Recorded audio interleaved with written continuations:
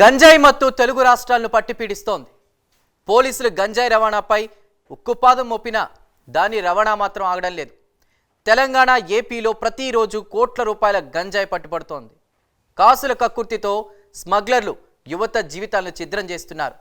వారిని గంజాయి మత్తుకు బానిసలుగా జీవితాలను నాశనం చేస్తున్నారు. పోలీసులకు మస్కా కొట్టి కొత్త దారుల్లో గంజాయి రవాణా చేస్తూ తమ జేబులు నింపుకుంటున్నారు. గంజాయి రవాణాకు ఏకంగా ఎస్కార్ట్ వాహనాలు సైతం ఉపయోగిస్తున్నారంటే వారు ఎంత పకడ్బందీగా ఈ దందా కొనసాగిస్తున్నారో అర్థమవుతోంది.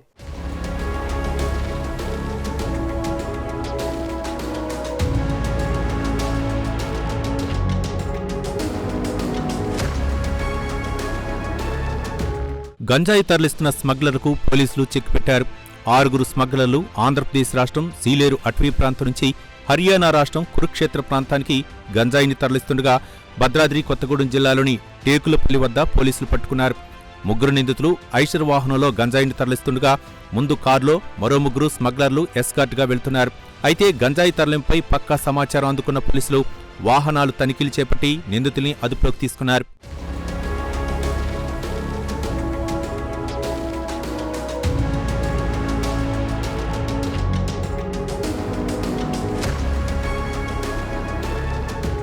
నిందితుల వద్ద 3,49,00,000 రూపాయలు విలువ చేసే 698 కిలోల గంజాయిని పోలీసులు స్వాధీనం చేసుకున్నారు.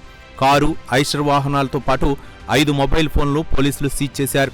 నిందితులందరూ కురుక్షేత్ర జిల్లాకు చెందిన ప్రిన్స్ కుమార్ ఆదేశాలతో పార్సిల్ సర్వీస్ పేరుతో గంజాయిని అక్రమంగా రవాణా చేస్తున్నట్లు పోలీసులు గుర్తించారు.